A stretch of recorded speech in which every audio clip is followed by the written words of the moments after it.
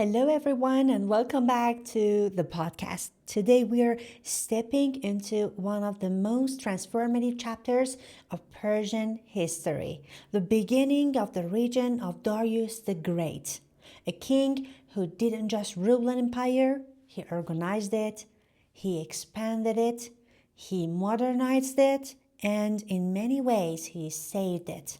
If Cyrus was the visionary founder and Cambyses was the conqueror, Darius was the strategist. So sit back, relax, and let's travel 2,500 years into the past.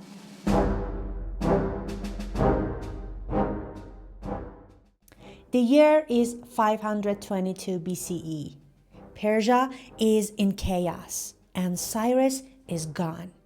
Cambyses, his son, has died suddenly under mysterious circumstances, and the throne is no longer secure. A man claiming to be Bardia, Cambyses' brother, has taken the crown, but soon whispers begin. This king is not the real Bardia, he is an impostor. So Darius enters, a young and ambitious nobleman from a powerful Persian family and a former spear-bearer to Cambyses. Darius leads a small group of nobles, overthrows the false king, and claims the throne for himself. A risky move, a controversial move, but it worked, and it marked the beginning of a new era. Yeah, Darius understood something important. Power alone isn't enough. You must prove you deserve it. So he began shaping a narrative, a masterpiece of political messaging. He recorded his story on huge inscriptions, carved into a mountainside at Bisutun, in 3 languages for everyone to see. The message is, I am the rightful king. I defeated liars, rebels, and pretenders. Ahura Mazda chose me. This wasn't just propaganda, it was art. And it worked, yeah. Darius wasn't satisfied with stabilizing Persia. He wanted more. Under his leadership, the empire grew into the largest the world had ever seen, from North Africa to India, from the Balkans to the Indus River. He conquered Thrace. He extended control into the Aegean. He rebuilt Egyptian authority under Persian rule, and he pushed east into Central Asia and beyond. At its peak, the Achaemenid Empire covered nearly 8 million square kilometers. To put it simply, the world had never seen anything like this. Expansion alone doesn't make an empire great. Organization does. And this is where Darius shines brightest.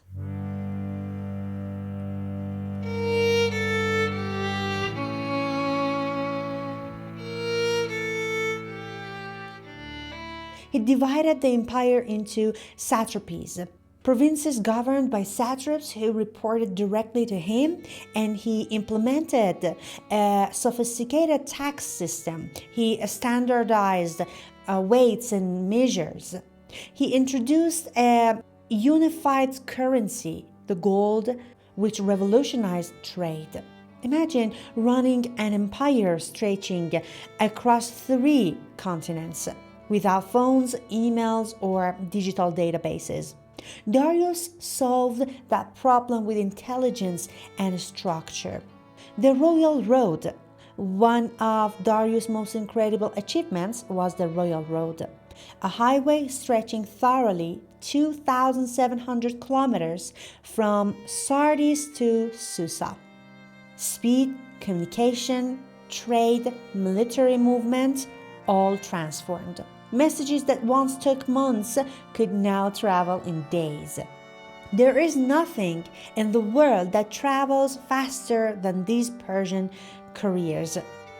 If Cyrus built an empire, Darius connected it.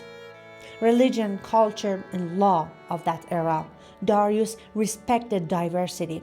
He allowed different cultures, religions, and languages to continue functioning. Local traditions remained strong, but he also strengthened Zoroastrian identity, placing Ahura Mazda at the center of royal ideology.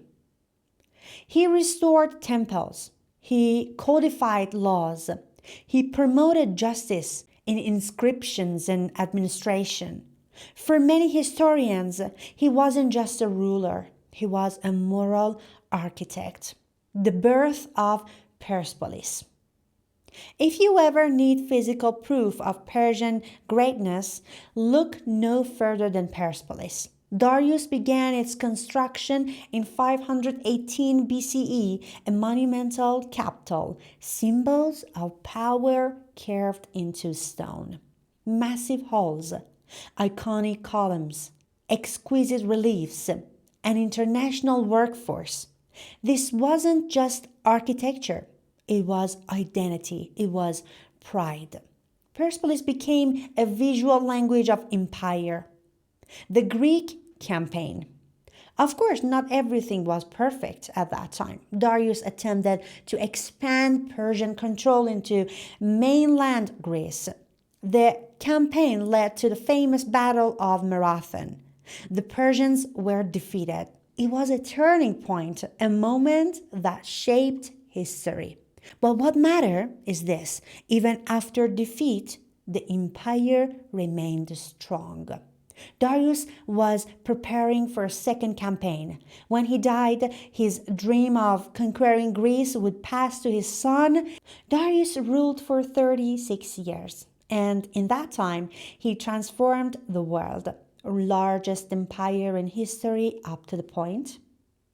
Revolutionary economic systems, advanced infrastructure, diplomatic integration, multicultural tolerance, and legal reform. Administrative structure, architectural wonder. Yes, these are something that he did while he was the king. Without Darius, that empire would not have survived, and world history literally would be unrecognizable. So that is the beginning of Darius' story, the rise of a man who turned Persia into a global superpower. In upcoming episode, we will dive into something deeper, the structure of daily life under Darius and how the tax system really worked, more details on the royal road and relations with Egypt, India, and Greece, what Persepolis symbolized to the world, and dramatic final years of his reign. Make sure to follow this podcast so you don't miss what comes next, because we are just getting started. Thank you for listening today, and a long life history. Have a good day, have a good night, and wherever you are, have fun. Bye bye.